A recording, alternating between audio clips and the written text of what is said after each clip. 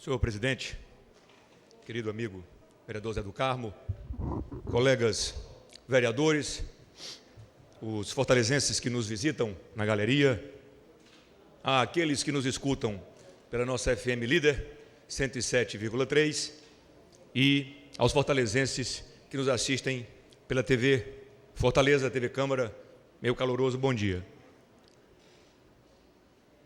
Amigos, a cidade de Fortaleza ontem recebeu, pelas páginas dos jornais O Povo, O Estado e Diário do Nordeste, a notícia de que a prefeita pretende aumentar a base de cálculo do IPTU por intermédio da correção da planta genérica de valores do município.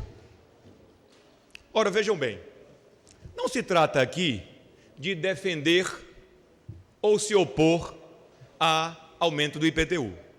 Na verdade, eu pretendo, nesta fala, ser justo para com o Executivo, ser justo para com essa casa e ser justo com os contribuintes fortalezenses. Vejam só, negar que há atecnias, negar que há exageros, tanto para mais como para menos, negar que existem imóveis que têm seus valores venais subavaliados, como também há imóveis que têm seus valores superavaliados. Negar que algumas pessoas pagam de menos e outras de mais e que isso precisa ser corrigido é natural. Negar que existe uma luta histórica do Executivo fortalezense, isso não é próprio apenas, meu presidente Zé do Carmo, da cidade de Fortaleza. Há uma centena de cidades brasileiras que lutam para corrigir a sua planta de valores e aumentar o valor venal de seus imóveis e assim corrigir o IPTU. Isso também é algo pacífico. O que ontem me opus e o que vou me opor, política, legislativa e juridicamente falando, já adianto aqui, é que esse assunto seja trazido à baila, à tona, sem que ele seja discutido, não só com a Câmara Municipal de Fortaleza, que representa os 2,5 milhões de cidadãos da terra de José de Alencar. Não é só isso. Mas instituições como o CREA, como a própria OAB, instituições como o DECOM, a Defensoria Pública Estadual, esses organismos todos, há sim discricionariedade, porque é um princípio do Executivo e do direito e da gestão pública brasileira, assim o poder da discricionariedade do Executivo. Pode vir de lá o que a cabeça do gestor de plantão mandar ou imaginar. Mas os gestores passam e a população de Fortaleza, a população do Ceará fica. É por isso que é importante que estes outros atores sociais venham discutir, venham para este fórum, tratar de um assunto que, em última instância, vai mexer com todos os fortalezenses. Com todos os fortalezenses. Porque, de alguma maneira, bem ou mal, moram. Vejam, a prefeitura, o executivo, só pode, respeitando o artigo 150, inciso 1º do artigo 150 da Constituição Federal, a prefeitura, o chefe do executivo, só pode promover alteração no IPTU sempre por objeto de lei específica, nunca jamais de decreto. Nesse sentido, já decidiu o Supremo Tribunal Federal, e eu fiz questão de imprimir o voto e o relatório, o acórdão definitivo. O voto foi inclusive do ministro-presidente Gilmar Mendes, no agravo regimental número 592-184, dígito 1. O município de Belo Horizonte promovia, não conseguiu, uma tentativa de mudança tal qual essa que se ameaça aqui em Fortaleza, pelo menos é o que dizem os jornais. Ora, agravo regimental em agravo de instrumento, impossibilidade de atualização do valor venal de imóveis por meio de decreto. Isto é pacífico, isto é pacífico. Deverá sim vir para esta casa uma lei específica que passe por todas as fases legislativas e que vá à publicação. E diga-se de passagem, esta lei não pode, primeiro, alterar a alíquota. Há um princípio de anterioridade. Jamais alterar a alíquota. E pasmem os senhores, eu também fiz questão de imprimir, para que não houvesse dúvida. Eu tenho muito medo dos consultores jurídicos, neste sentido, tenho até dó da figura do executivo, da figura da prefeita. Eu tenho muito medo dos consultores jurídicos da prefeita. Muito medo. Porque se os mesmos consultores jurídicos que forem da assessoria, no que diz respeito ao IPTU, forem os mesmos que a aconselharam a convidar a vice-prefeita Isabel Lopes a aceitar o cargo de ouvidora geral do município, que não podia. Se forem os mesmos que sugeriram que ela convidasse o nosso colega vereador querido Elpídio Nogueira, para assumir a superintendência do JF, sem haver previsão legal.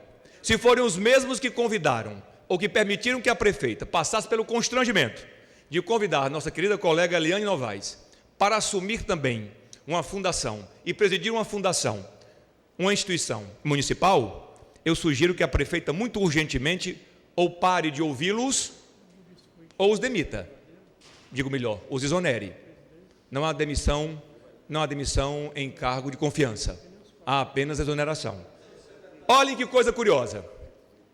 A decisão, também, no agravo regimental 420-015, dígito 1, eu imprimi o inteiro teor da decisão.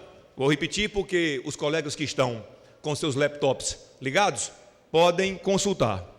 420-015, dígito 1, que teve como relator o ministro Carlos Veloso. Olhem que coisa curiosa. Além de não poder aumentar a alíquota, o aumento do IPTU, a atenção à imprensa, aos meus amigos, companheiros que acompanham diariamente a luta dos vereadores nesta casa, o aumento do IPTU sequer pode ser maior do que o aumento da inflação.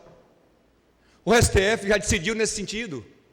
E se Vossas Excelências me permitirem, tomo até a liberdade de ler o que disse o ministro Carlos Veloso. A decisão há de ser mantida, ele se refere ao agravo.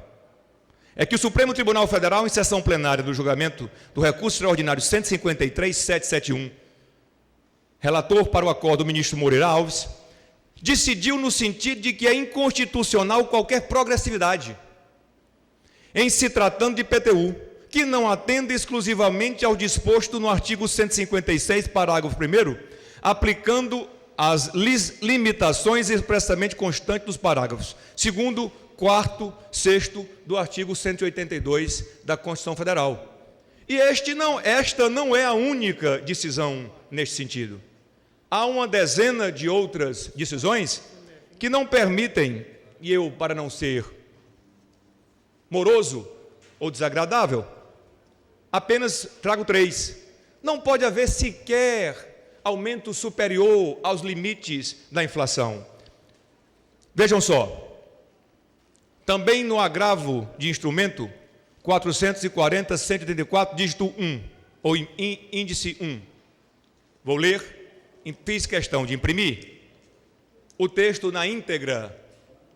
Decisão última, sobre a qual não cabe recurso do Supremo Tribunal Federal, a não ser que na prefeitura se queira inverter, por meio de revolução, a lógica jurídica brasileira. Penso que o chefe do Executivo vai ter que respeitar as decisões do Supremo. Vejam só, o senhor ministro Gilmar Mendes, decisão, IPTU, decreto municipal, majoração, valor venal superior aos índices oficiais, impossibilidade, compensação, impossibilidade. A jurisprudência já sedimentou o entendimento de que não é permitida, no ordenamento jurídico pátrio, a majoração do valor venal dos imóveis para fim de cálculo do IPTU, com base em planta de valores, ultrapassando a correção monetária atualizada. E eu quero informar, antes que a prefeita passe por outro constrangimento, que a inflação no Brasil é em torno de 2, 3, 4%. Não vai haver, fortalezense, fique muito tranquilo, não haverá majoração de 50%. Não haverá majoração de 30%, de 60%, de 100%.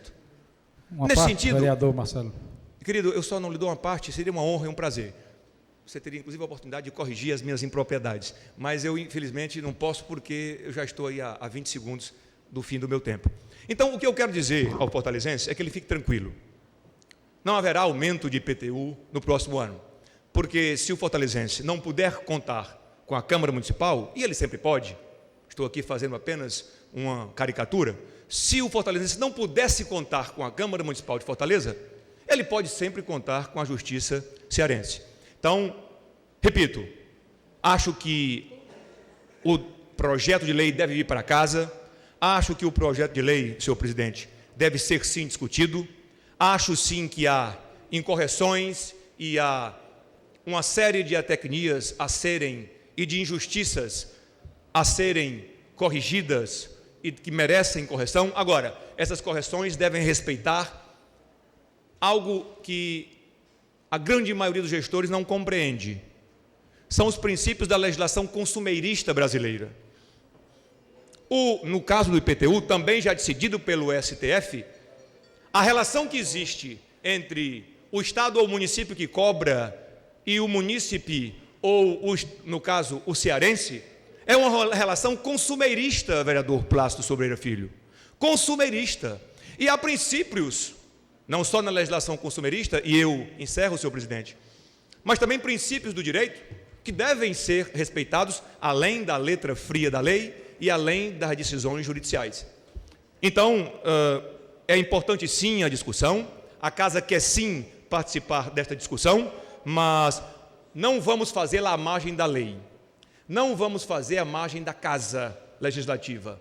Ela não será atropelada, não chegará aqui no amanhã, não será incluída na pauta para o dia seguinte, não será discutida em 2 votações no mesmo dia e não vai ser aprovada no mesmo e no dia seguinte vai para o Diário Oficial do município. Fortaleza não merece que nós discutamos um assunto desta complexidade em 2, em 1, 24, 48 horas. Muito obrigado, senhor presidente. Obrigado.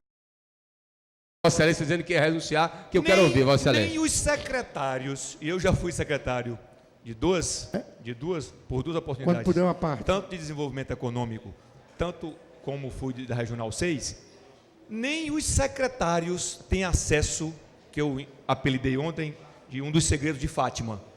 Essa história da relação desta construtora multicitada com a Prefeitura de Fortaleza, que não é de hoje, está envolto em um mistério tão grande que nem os secretários, eu e os colegas da época, que eu comentava e eu já achava estranha, muito estranha esta relação, já na minha época, ainda já na gestão anterior, de Juraci já existia nunca tive essa acesso relação. a isso. Nunca tive acesso a isso.